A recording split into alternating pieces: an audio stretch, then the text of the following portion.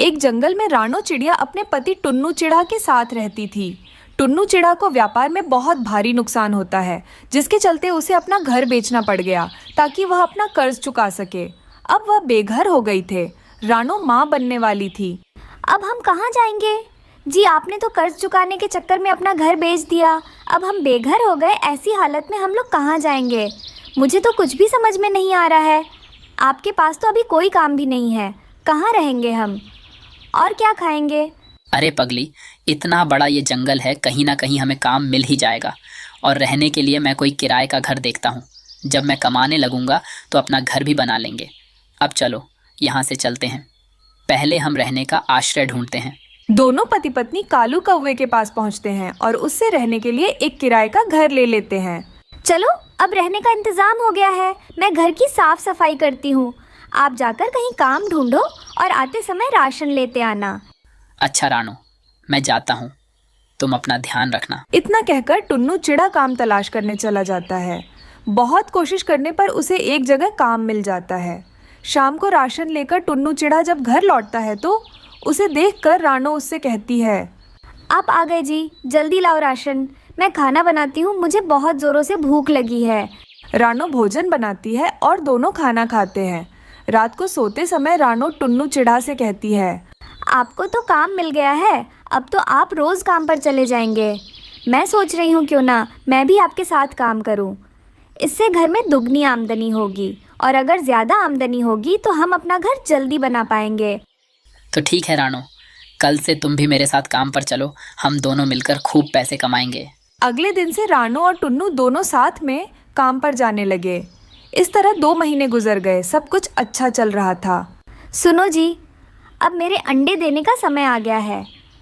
अब मैं आपके साथ काम पर नहीं जा सकूंगी, मुझे अब आराम की ज़रूरत है। रानो की ये बात सुनकर टुन्नू चिड़ा खुश हो जाता है और अकेले ही काम पर चला जाता है। इस तरह कुछ दिन गुजर जाते हैं। एक दिन कालू कौवे टुन्नू चिड़ा के घर आता है। टुन्नू, अरे ओ टुन्नू, जल्दी से घर से बाहर निकल, मुझे तुझसे कुछ ज़रूरी बातें करनी है। कालू कौवे की आवाज़ सुनकर रानो चिड़िया घर से बाहर निकलती है। आप यहाँ क्या बात है? आपको जो कहना है मुझसे कहिए। टुन्नू जी तो काम पर गए हैं। सुनो रानो, जब टुन्नू घर आ जाए तो उसे बता देना इस महीने से घर का किराया दुगना लगेगा। रहना है तो दुगना किराया देना पड़ेगा। इतना कहकर कालू कौवे वहाँ से चला जाता है। शाम को रानो ये बात टुन्नू चिड़ा को बताती है। अब क्या होगा जी, वैसे भी आजकल मैं काम पर नहीं जा रही हूँ, कमाई भी बहुत कम हो गई है। दुगना किराया हम कैसे देंगे? कुछ ही दिनों में हमारा बच्चा भी आने वाला है और बरसात का मौसम भी शुरू होने वाला है। उसे हम लेकर कहाँ कहाँ ठोकरें खाते फिरेंगे। मेरा तो दिमाग काम करना बंद कर दिया है। एक बार फिर से हम बेघर हो जाएंगे। इतना चिंता मत किया कर, तेरे और बच्चे दोनों के सेहत के लिए अच्छा नहीं होगा। रात हो गई, कल सोचेंगे क्या करना है। फिर दोनों पति पत्नी सो जाते हैं। अगली सुबह टुन्नू चिड़ा काम पर जा रहा था। वो उस समय बहुत परेशान था। उसे कुछ समझ में नहीं आ रहा था कि अब वो अपनी पत्नी को लेकर कहाँ जाएगा। इसी परेशानी में टुन्नू चिड़ा अपना रास्ता भटक जाता है और जंगल में बनी पुराने फूल गोभी के घर के पास आ जाता है। उस घर को देखकर वो चौंक जाता है। अरे ये क्या, मैं तो अपना रास्ता भटक गया। थोड़ी देर यहाँ पर आराम कर लेता हूँ, फिर आगे चलता हूँ। ऐसा सोचकर टुन्नू चिड़ा उस फूल गोभी के घर के अंदर जाकर बैठ जाता है। उस जंगल में पक्षियों का आना जाना नहीं था, इसलिए वो फूल गोभी का घर भी खाली पड़ा था। अरे ये गोभी घर तो बहुत पुराना है और बिल्कुल खाली पड़ा है। क्यों ना हम लोग इसी में अपना घर बना कर रहे। वैसे भी बरसात का मौसम जल्दी ही शुरू होने वाला है। मैं जाकर रानो को यह बात बता कर आता हूँ। फिर टुन्नू चिड़ा वहाँ से खुशी खुशी चला जाता है। शाम को जब वो घर लौटता है तो रानो को फूल गोभी के घर की बात बताता है। अगले दिन वो रानो अपने सामान को लेकर उस फूल गोभी के घर के पास आता है। अरे वाह टुन्नू जी, ये फूल गोभी का घर तो बहुत सुंदर है। इसमें हम आराम से रह सकेंगे और आपको पता है बारिश का मौसम है, कभी भी बरसात हो सकती है। अब हम इस घर में बिना किसी डर के रह सकेंगे। यह कहकर रानो और टुन्नू चिड़ा उस फूल गोभी के घर में जाते हैं। तभी बहुत तेज बारिश होने लगती है। फिर वो दोनों पति पत्नी अपने फूल गोभी के घर में बैठकर बारिश के मज़े लेते हैं। उसके बाद फिर दोनों पति पत्नी उस फूल गोभी के घर में खुशी खुशी रहने लगते हैं। एक जंगल में रानो नाम की एक चिड़िया अपने जादुई सेब घर में रहती थी। रानो चिड़िया बहुत ही मेहनती और एक गरीब चिड़िया थी। उसकी इसी मेहनत की वजह से एक साधु ने उसे जादुई सेब घर का वरदान दिया था। वो उस जादुई सेब घर की सेब बेचकर अपना गुजारा करती थी। सभी पक्षियों को उसकी सेब बहुत पसंद आती थी। सेब ले लो, सेब लाल लाल, मीठे मीठे सेब ले लो। सच में रानो, तुम्हारे सेब बहुत स्वादिष्ट है, लेकिन तुम ये मीठे सेब सस्ते कीमत पर क्यों बेचती हो? जबकि तुम्हारे सेब खाने के लिए तो पक्षी तुम्हें मुंह मांगे पैसे दे देंगे। तुम जानती हो इस जंगल में तुम्हारे जैसे मीठे और लाल सेब कहीं और नहीं मिल सकते। नहीं नहीं लाडो बहन, मुझे पैसों का लालच नहीं है।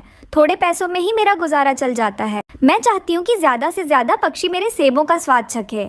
वैसे भी मैं अकेली हूँ और मुझे ज़्यादा पैसों की कोई ज़रूरत भी नहीं है, इसलिए मैं अपनी सेब कम कीमत पर बेचती हूँ। रानो चिड़िया की यह बात सुनकर लाडो बहुत खुश होती है और उससे कहती है, अरे वाह रानो, सच में जैसे तुम्हारे मीठे लाल सेब हैं, वैसे ही तुम्हारी बातें भी कितनी अच्छी हैं। तुम जानती हो इतनी सी उम्र में तुम कितनी समझदार बातें करती हो। मैं जानती हूँ बचपन में ही तुम अनाथ हो गई थी, लेकिन तुमने हार नहीं मानी। अपनी मेहनत और लगन से अपने सेबों को बेचकर तुम अपना गुजारा कर रही हो। यह कहकर लाडो चिड़िया वहाँ से चला जाती है। वही उसी गांव में कालू नाम का एक दुष्ट कौवा रहता था। वो रानो चिड़िया से बहुत जलता था। उसे रानो की तरक्की और तारीफ सुनना बिल्कुल भी पसंद नहीं था। पता नहीं इस चिड़िया में ऐसा क्या है, जब भी देखो हर कोई इसकी तारीफ करता फिरता है। मुझे इस बात से बहुत ज्यादा गुस्सा आता है। इसके सेब इतने खास थोड़ी है, मैं चाहूँ तो मैं भी ऐसे ही सेब बेच सकता हूँ। फिर एक दिन कालू कौवा दूसरे जंगल में रहने वाले अपने जादूगर चाचा के पास जाता है और उनसे कहता है, चाचा, मैं सेबों का व्यापार करना चाहता हूँ, लेकिन मैं सेब का पेड़ उगा नहीं पा रहा हूँ। सेब का पेड़ उगाने के लिए मुझे आपकी मदद चाहिए। ठीक है कालू बेटा, मैं तेरी मदद जरूर करूँगा। इतना कहकर जादूगर कालू को एक छोटा सा पौधा दे देता है और उससे कहता है, कालू, तू इस पौधे को लेकर अपने घर में लगा दे। कुछ दिनों में ये पौधा बड़ा होकर जादुई सेब के पेड़ में बदल जाएगा। उसके बाद तुझे उस पेड़ पर बहुत सारे लाल लाल सेब मिलेंगे। अच्छा चाचा जी, अब तो बहुत मजा आएगा। मुझे बिल्कुल मेहनत नहीं करनी पड़ेगी और बैठे बिठाए सेब मिल जाएंगे। नहीं नहीं कालू, यह इतना आसान नहीं है। इस पौधे को बड़ा करने के लिए तुझे इसमें पानी के बजाय पक्षियों का खून डालना पड़ेगा, तभी ये एक विशाल सेब का पेड़ बनेगा। ये सुनकर कालू कौवा पौधा लेकर अपने घर चला जाता है। तभी कालू कौवा देखता है कि उसके घर के सामने से मुन्नी नाम की एक चिड़िया गुजर रही थी। कालू फौरन उसको अपने घर ले आता है। फिर कालू मुन्नी चिड़िया का थोड़ा सा खून उस पौधे के ऊपर डाल देता है। ऐसा करते ही पौधा बड़ा हो जाता है, लेकिन उस पर सिर्फ एक ही सेब लगता है। ऐसे मेरा काम नहीं चलेगा। मुझे और पक्षियों की जरूरत है। कैसे भी करके मुझे और पक्षियों को पकड़ना होगा। अगले दिन कालू कौवा जंगल के बाजार में पहुंच जाता है। तभी वह देखता है कि मिट्ठू तोता और लूसी रानो चिड़िया से सेब खरीद कर खा रहे हैं। अब मैं इन पक्षियों को पकड़कर अपने घर ले जाता हूँ। सुनो मिट्ठू और लूसी, मैंने भी अपने घर में सेब का पेड़ उगाया है। उसके सेब इस रानो चिड़िया के सेब से ज्यादा मीठे हैं। एक बार तुम खाकर तो देखो, मैं वादा करता हूँ तुम रानो के सेब का स्वाद भूल जाओगे। क्या सच में तुम्हारे पेड़ के सेब इतने स्वादिष्ट हैं? इस तरह दोनों पक्षी कालू की बातों में आ जाते हैं और सेब खाने के लालच में उसके साथ उसके घर चले जाते हैं। दूसरी तरफ रानो चिड़िया सब देख लेती है। अरे नहीं, ये कालू दोनों पक्षियों को लेकर अपने घर क्यों जा रहा है? मुझे तो लगता है कुछ गड़बड़ है। ये कालू भरोसे के लायक बिल्कुल नहीं है। उसके बाद रानो कालू का पीछा करते हुए उसके घर तक पहुंच जाती है। घर पहुंचकर कालू जल्दी से दरवाजा बंद कर देता है। अरे कालू, तुम इस तरह दरवाजा क्यों बंद कर रहे हो? हमें तो सेब ही खाना है ना। तुम्हें अभी पता चल जाएगा मैं ऐसा क्यों कर रहा हूँ। कालू एक बड़ा सा चाकू निकाल लेता है और उन दोनों पक्षियों को रस्सियों से बांध देता है। अरे नहीं, लगता है ये हम दोनों की जान लेने वाला है। मुझे कुछ करना होगा। फिर रानो चिड़िया खिड़की में से सब देख लेती है और गांव वालों को बुलाने चली जाती है। दूसरी तरफ कालू दोनों पक्षियों को अपना शिकार बनाने की तैयारी कर रहा था। मैं तुम दोनों को मारकर तुम्हारे शरीर से सारा खून निकालकर अपने जादुई सेब के पेड़ के ऊपर डाल दूंगा। उसके बाद उस पर ढेर सारे सेब लगना शुरू हो जाएंगे और उन्हें बेचकर मैं अमीर बन जाऊंगा। लूसी, लगता है यह पागल हो गया है। अब ये हम दोनों को नहीं छोड़ेगा। तभी रानो चिड़िया जंगल में रहने वाले पक्षियों को लेकर वहां पहुंच जाती है। वो दोनों पक्षी सबको कालू कौवे के गलत इरादों के बारे में बता देते हैं। उनकी बात सुनकर गांव वालों को बहुत गुस्सा आता है। कालू कौवा वहां से भागने की कोशिश करता है, लेकिन तभी वो सब पक्षी उसे पकड़कर जान से मार देते हैं और उसके घर में लगे जादुई सेब के पेड़ को उखाड़कर वहां से फेंक देते हैं। इस तरह कालू कौवे को उसके की सजा मिल जाती है और रानो चिड़िया खुशी खुशी अपने जादुई सेब घर के सेब बेचकर अपनी जिंदगी गुजारने लगती है। दूर किसी जंगल में काफी तेज बारिश हो रही थी। वहीं कालू कौवा और टुन्नू चिढ़ा नाम के दो किसान दोस्त रहते थे। वो दोनों अपने अपने खेत में इस बार जामुन की फसल लगा रहे थे। टुन्नू चिढ़ा अपने खेत में अच्छी पैदावार के लिए अपनी पत्नी रानो चिड़िया के साथ दिन रात मेहनत करता। वहीं कालू कौवा ज्यादातर आराम करता रहता। एक दिन, अरे टुन्नू, क्या दिन भर लगा रहता है? थोड़ा आराम भी कर ले जाकर। तेरे इतनी मेहनत करने से जामुन की खेती 2 दिनों में ही पककर तैयार नहीं हो जाएगी। मुझे देख, मैंने भी तेरी ही तरह जामुन की फसल ही लगाई है अपने खेत में, पर मैं तो इतनी मेहनत नहीं करता। अरे जितना वक्त लगता है उस फसल को पकने में, उतना तो समय लगेगा, चाहे तू कुछ भी कर ले। अरे भाई कालू, मेहनत नहीं करूंगा तो पैदावार कैसे अच्छी होगी? अब तो मैं तभी आराम करूंगा जब मेरी जामुन की फसल मंडी में पहुंच जाएगी और उसके मुझे अच्छे दाम मिलेंगे, तभी मैं चैन की सांस लूंगा। तुझे पता है इस जामुन की खेती को करने में मेरी पत्नी रानो मेरा कितना साथ दे रही है। मैं उसकी मेहनत ऐसे जाया नहीं होने दूंगा। और तू वैसे तो जानता ही है, बारिश का कोई भरोसा नहीं, कब बिन मौसम बरस जाए। कुछ दिनों की कड़ी मेहनत के बाद दोनों की जामुन की फसल पककर तैयार हो गई।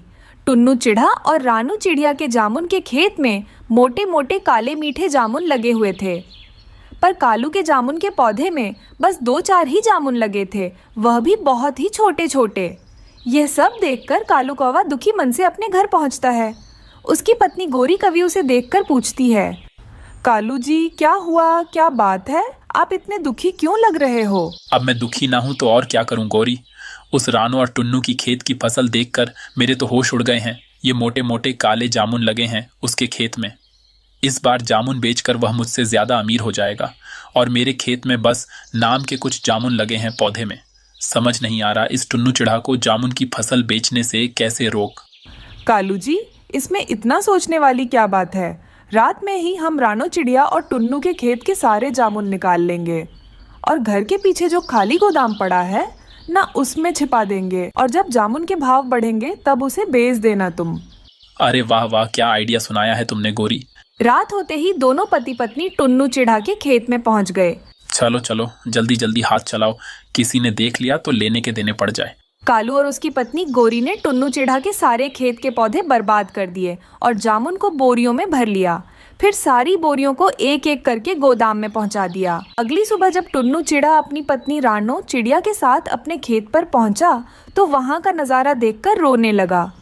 हे भगवान, ये क्या हो गया? किसने हमारे खेत से सारे जामुन चुरा लिए?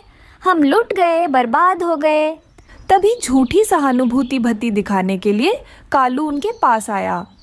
अरे टुन्नू, किसने यह काम किया कुछ पता चला? देखो तो दिन रात तुमने मेहनत करके इतनी अच्छी जामुन की खेती करी, जब बेचने की बारी आई तो चोरी हो गई। मैं तो कहता हूँ जल्दी से चोर का पता लगाओ। मुझे भी अब डर लगने लगा है अपनी फसल के लिए। खैर, जो होना था सो हो गया। तुम चाहो तो मैं कम कीमत पर तुम्हें अपने खेत के जामुन दे सकता हूँ। नहीं कालू, मैं फिर से अपने खेत में जामुन की खेती करूंगा। वहीं कालू अपनी करनी पर बहुत खुश था। अजी, क्या हुआ? आप बहुत खुश लग रहे हो। उस टुन्नू को रोते देखकर मेरे कलेजे को ठंडक पहुंची है। जामुन के खेत को देखकर बहुत उछल रहा था। तुम्हें पता है गोरी, मैंने सुना है जामुन के दाम कुछ दिनों में पड़ने वाले हैं। फिर हम ऊंची कीमत पर जामुन बेचेंगे। सोच, इस बार हमें कितने पैसे मिलेंगे। मैंने तो अपने लिए सोने का हार भी पसंद कर लिया है। समय बीतने लगा। कालू रोज बाजार में जामुन की कीमत पूछने के लिए जाता। एक दिन वह खुशी खुशी घर लौटा। अरे ओ गोरी, जामुन बेचने का समय आ गया है। मंडी में जामुन की बहुत कमी हो गई है। लोग 100 रुपए किलो भी देने को तैयार हैं। अब जामुन को बेचने का सही समय आ चुका है। फिर कालू और गोरी जामुन निकालने के लिए जैसे ही अपने गोदाम खोलते हैं, सड़ी हुई गंध बाहर आती है। ये कैसी बदबू है। सारे जामुन सड़ गए। हम कंडल हो गए। ज्यादा के चक्कर में अपनी फसल भी नहीं बेच पाए। हाय मेरे सपने। दोनों पति पत्नी जामुन की दुर्दशा देखकर फूट फूट कर रो रहे थे। उधर टुन्नू चिड़ा और रानो चिड़िया ने हार नहीं मानी। उसने नई जामुन की फसल लगाई। वो फिर से मेहनत कर रहे थे। जब एक दिन वह दोनों खेत में खाना खाने बैठे, तब एक बूढ़ा पक्षी उनके पास आए। बच्चा, बहुत भूखा हूँ, कुछ खाने को दे दे। रानो चिड़िया अपना सारा भोजन बाबा को दे देती है। अरे बेटा, तुमने अपना सारा भोजन मुझे दे दिया, तुम क्या खाओगे? बाबा आप खा लो, थोड़ी देर बाद हम घर जाएंगे, फिर हम खाना खा लेंगे। बाबा ने बड़े प्रेम से भोजन किया। मुझे तुम्हारे बारे में सब कुछ पता चल गया। तुम्हारी फसल चोरी हो गई, ये सच है ना? हाँ बाबा, पर कोई बात नहीं, मैंने नई फसल लगाई है। बेटा ये लो जादुई जल, इसे अपने खेत में छिड़क देना। फिर रानू और टुन्नू वो पानी अपने खेत में छिड़क देते हैं।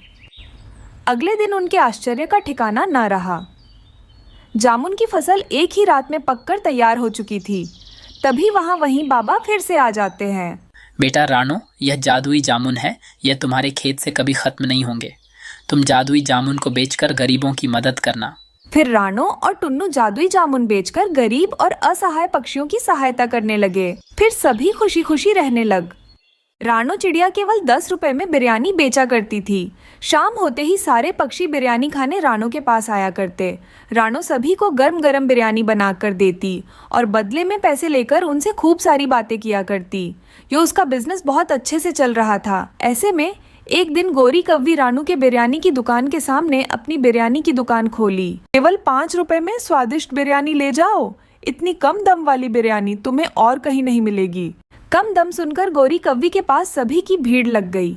बिरयानी की तारीफ करते हुए सभी ने कहा कि बिरयानी का स्वाद बहुत अच्छा है, और क्या ये हर रोज मिलेगी? ऐसे हर कोई पूछने लगा। हाँ, क्यों नहीं मिलेगी, हर रोज मिलेगी, वो भी सिर्फ 5 रुपए में। आप सभी यहाँ पर हर दिन आना। इतने में रानो भी वहाँ पर पहुंची और सभी को वहाँ बिरयानी खाते हुए देख वह चौंक। बिरयानी केवल 5 रुपए में मिलेगी, बिरयानी। रानो ने मुड़कर बोर्ड की ओर देखा और वो उदास होकर घर के अंदर गई। ये तो मुझसे भी कम दम में बिरयानी बेच रही है। आप सभी उसी के पास जाना चाहेंगे। मुझे लगता है आज मुझे घर लौट जाना चाहिए। उदास मैन से रानो अपने घर लौटी। घर जाकर रानो मैन ही मैन सोचने लगी। 10 रुपए में बिरयानी बेचकर फायदा नहीं हो पा रहा था, इसलिए मैं सोच रही थी कि मैं एक प्लेट का 20 रुपए कर दूं। चिकन के रेट्स भी तो इतने बढ़ गए, समझ में नहीं आता ये केवल 5 रुपए में बिरयानी कैसे बेच रही होगी। यूं उदास होकर वह सोच रही थी। तभी उसके पास हरी तोहती और लूसी काबोत्री आए। क्या हुआ रानो, आज तुमने दुकान नहीं खोली? क्या बात है? क्या तुम दोनों नहीं जानते कि मैंने दुकान आज क्यों नहीं खोला? मेरे दुकान के सामने गौरी ने भी अपना दुकान खोला है। वह केवल 5 रुपए में बिरयानी बेच रही है। नहीं, हम भला उसके पास क्यों जाएंगे?